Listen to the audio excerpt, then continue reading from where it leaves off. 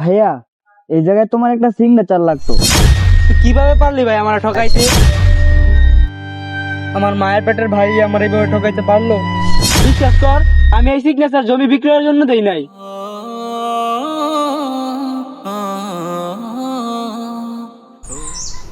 Sir sir এই পাশ দিয়েছেন, ওই যে সামনে জমিটা। এই যে স্যার, এই যে এই পুরোটাই আপনাদের প্রজেক্টের জমি। আচ্ছা চলো জমিটা পর্যবেক্ষণ করে দেখি।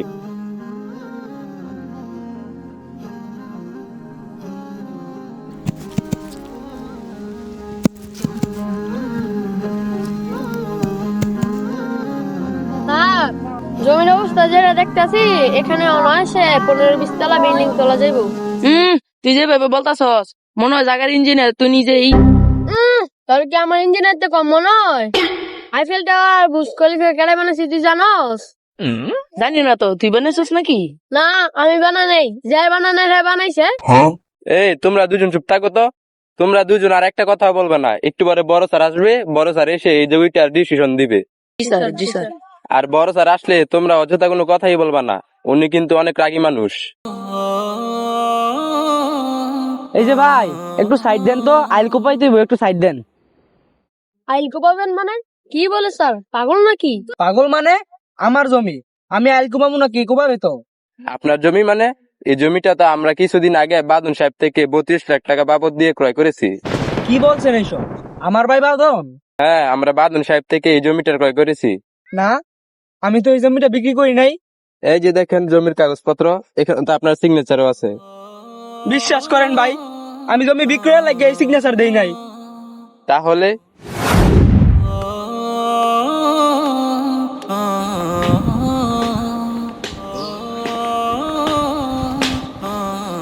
ভাইয়া, তুমি এইখানে? আমি তো তোমাকে কতক্ষণ যাবত খুঁজতেছি। কেন রে?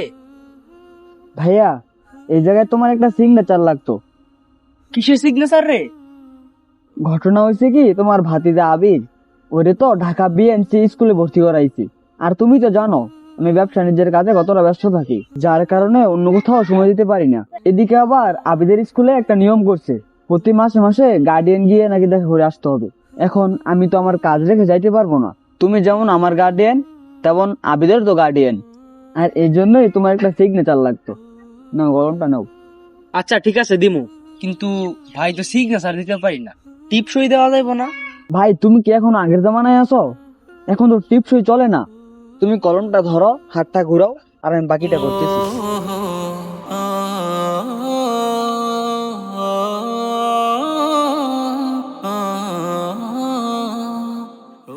আচ্ছা ভাই, ওকে ওকে চলবো।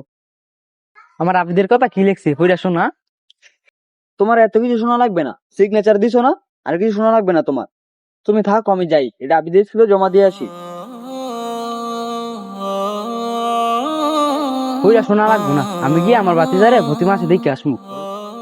আচ্ছা, কাজটা চাই নিস।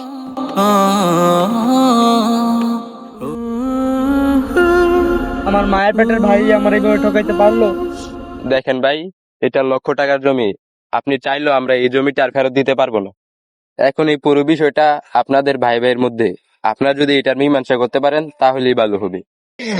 আমি চাইলে দেওয়ার পোলা না, এটা আমার বাপ দাদার দেওয়া সদর জমি। আমি এখনো গিয়ে আমার ভাইয়ের ধরতাছি।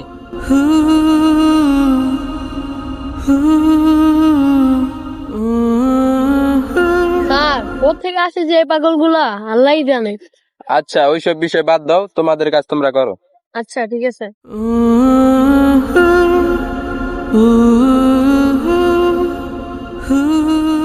কিরে বাদন, কই তুই? তাড়াতাড়ি বাড়ো।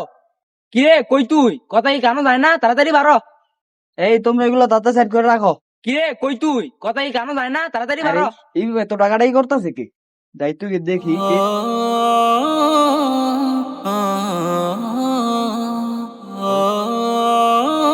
কি কি ভাই, কি সমস্যা? এত টাকাটাই করতেছো কেন? দেখতেছো না এখানে কাজে ব্যস্ত আছি, তাও কেন এত টাকাটাই করতেছো? আচ্ছা বলো, কি বলবা? তুই কিভাবে পারলি ভাই আমার ঠকাইতে? তুই আমার মার পেটের ভাই না? আমি কি একবারও বলছি যে তুমি আমার মায়ের পেটের ভাই না? তুই কেমনে পারলি আমার নাজি গাইয়া, আমার সিগনেচার নিয়া, আমার বাপ দাদা দেওয়া সদর জমিটা আমার নাজি গাইয়া বিক্রি করে দিতে? তুই কেমনে পারলি ভাই? কে বলছে তোমাকে আমি জমি বিক্রি করে দিছি? কে বলছে? তুমি প্রমাণ দেখবা, প্রমাণ? আমি তো জমি বিক্রি করি নাই। তুমি এখানে দাঁড়াও 1 মিনিট, আমি এক্ষুনি আসতেছি, দাঁড়াও। ও আন আন, আমিও দেখতে চাই। এই সুয়েল, এদিকে আয়। হ্যাঁ হ্যাঁ, তুই তুই এদিকে আয়।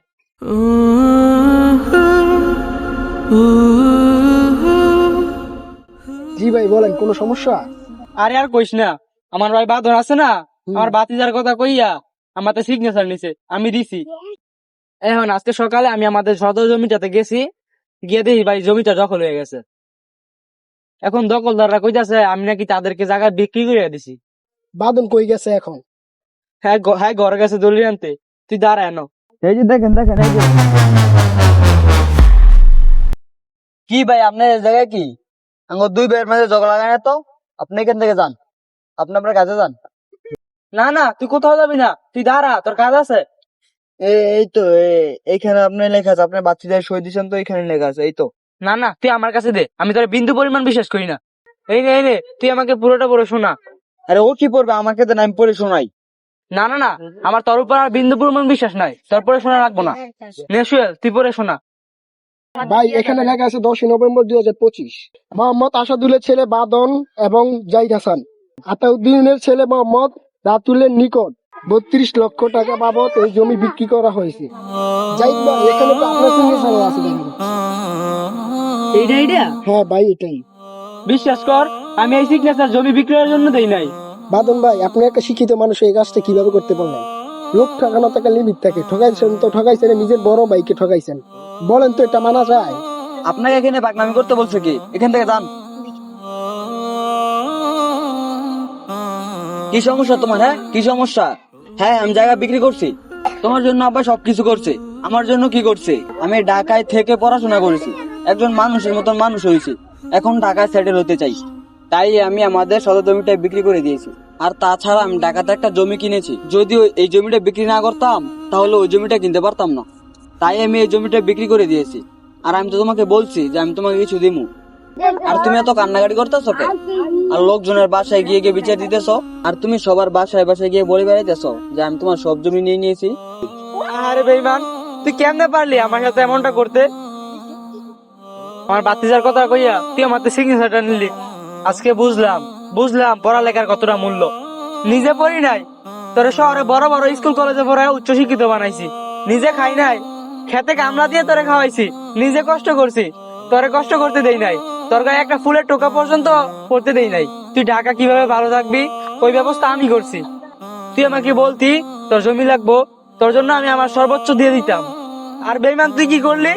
তুই আমার সাথে বেঈমানি করলি। আমি আল্লাহর কাছে কমু, তোর কাছে আর কমু না। আল্লাহ তোরে দেখে নিব। বেঈমান, তোরে আল্লাহ মাফ করবো না। বেঈমান দাঁড়া দাঁড়া। আরে বেঈমান, আমার গর্বিটাটা তো বাকি আছে, নে ওইটা লেখানে। ভাই থেকে অন্যায় ভাবে দখলকৃত প্রতিটি কোণা কাল কিয়ামতের দিন আগুন হয়ে ফিরবে।